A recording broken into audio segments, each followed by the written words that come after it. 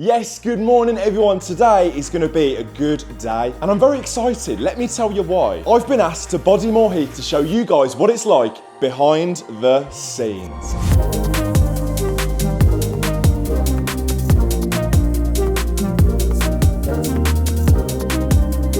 Yes, I've been invited to Aston Villa's training ground for a Betano event and there's some pretty cool stuff lined up. So, saying 40 minutes to get there, let's get on the road.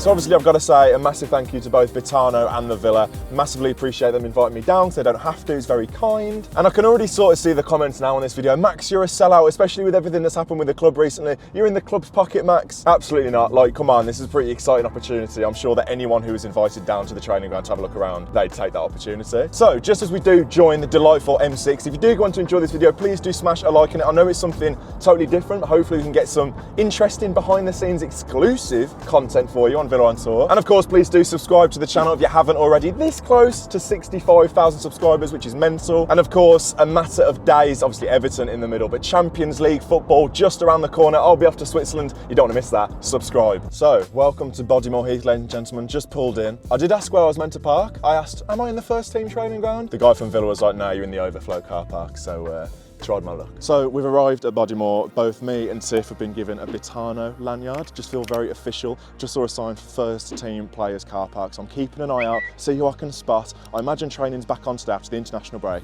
So we're going to keep an eye out, see if we can spot some famous bodies. How are you feeling? Excited to spot any players? You got your eye on anyone? I know you fancy Tyrone Mings. When we went to Valencia for pre-season, Tiff seems to think that Tyrone looked at her because he fancies her, but I'm not too sure. No offence.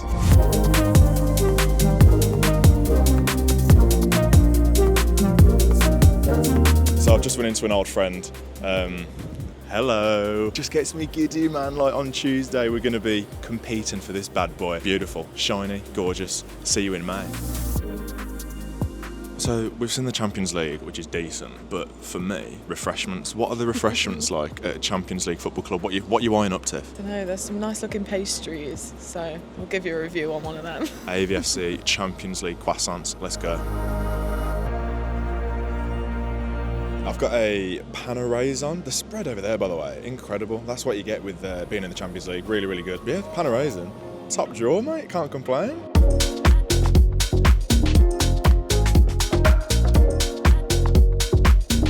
Oh, really making use of that complimentary orange juice. I think today is for international media, as on behalf of Betano, obviously here at Bodymoor. There's a lot of, as you'd expect, a lot of people here seem kind of like senior and in the journalism game, and then there's just me and you from Villa on Tour on YouTube. Bit out of place, you reckon? Yeah, I think so. Oh well, yeah, we'll try and seem like we're fitting in while stuffing our faces with pan au raisins.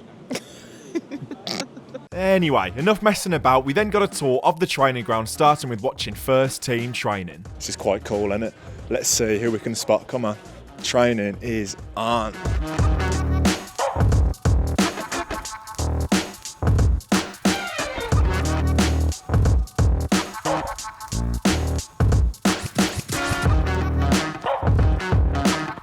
So you probably know this when team news and team announcements when Emery does his interview tomorrow, but it's good that Cons is training. Happy days for Everton. Obviously he went injured for England, says Grady's back. No sign of Mings or Kamara, but doesn't look like there's too many players there anyway. No sign of Duran or a couple of the other international boys. So yeah, fingers crossed. Obviously Cons is back, but Mings and Kamara, we'll see.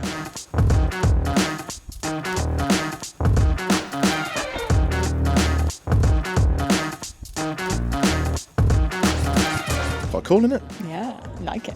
Yeah, I did just say that it looks like Cons is back with the group. It's now looking like he's training on his own. Can I get your thoughts on that?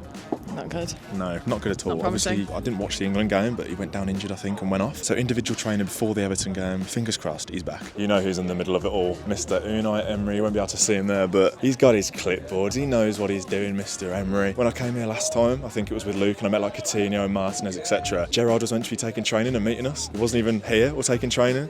Emery's involved. He loves it. So as you can see, we're in the gym now, and do not ask me how this situation arose. Yes, it's me, 6'3", div with a camera, training, taking over, if you will, Matty Cash's rehabilitation from his injury. I can only apologise. I look like an idiot. I made a massive hash of this this sort of exercise that the coach tried to put me through. So yeah, look at Matty Cash's face. Sorry, mate.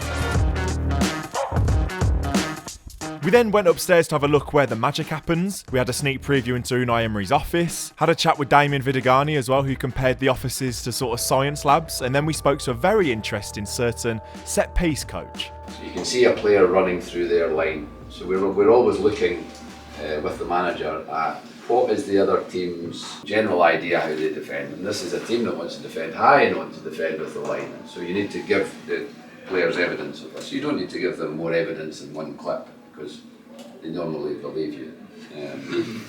And John practicing the run and Ross practicing the block. Once we got to the game, it was Yuri making the pass. And this is what they would get on their phones. So Jacob wasn't in the team, but he has to know that he has to make this run. And there's an animation for them to study. They have to execute it with the skills that they have. So Pao is remembering, whether he's remembering from the training or from his phone or from the pre-match meeting, and then sometimes it works, sometimes it doesn't work. But the main thing is that you know from the analysis that in general this could work because Leicester aren't a random team. They're well organised, they have an idea of how they want to defend, and little things like Morgan pushing means that if Yuri did in the last moment decide to cross it, Concert would still be onside. So you're trying to think, okay, if this can't happen, what might happen? And project forward.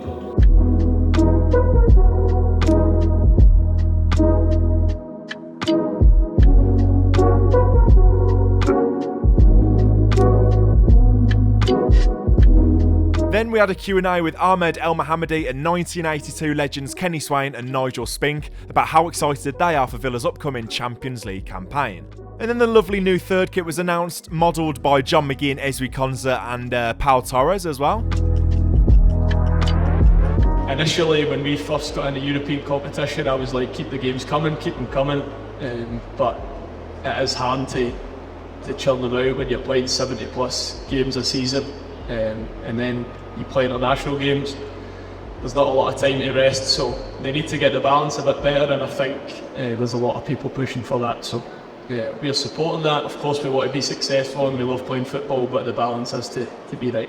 John McGinn is such a character, honestly. Like, you get a lot of footballers who don't have a lot of personality, but this guy, he just loves it, you can tell. And got a picture too. What a geezer. Just had some lunch, some really, really lovely lunch, and that was a really, really good morning. Had a tour of the training ground, did some training with Matty Cash.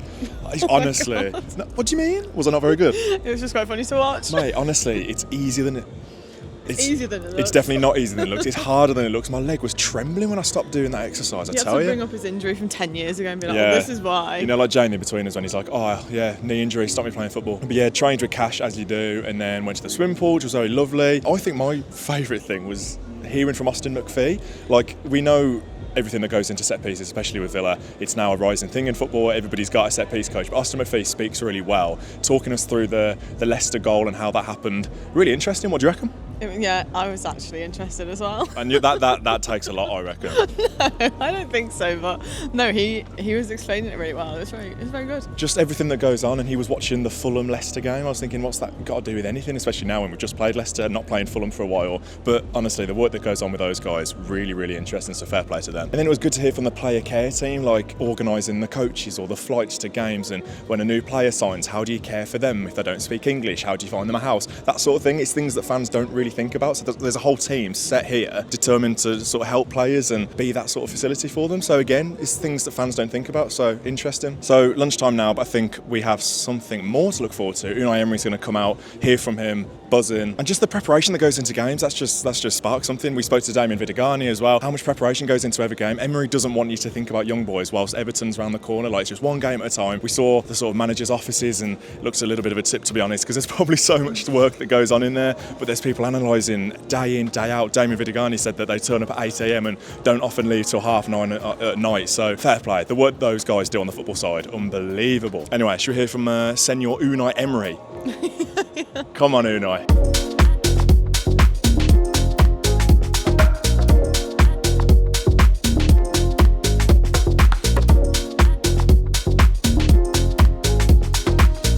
for me the most important, the player we had before, how they are progressing, and until today, how they improved to be better players with us. Last year we had injured players like Tyron Mix, Camara, Jacob Ramsey, Buendia. For us today, now they are players and new players for us.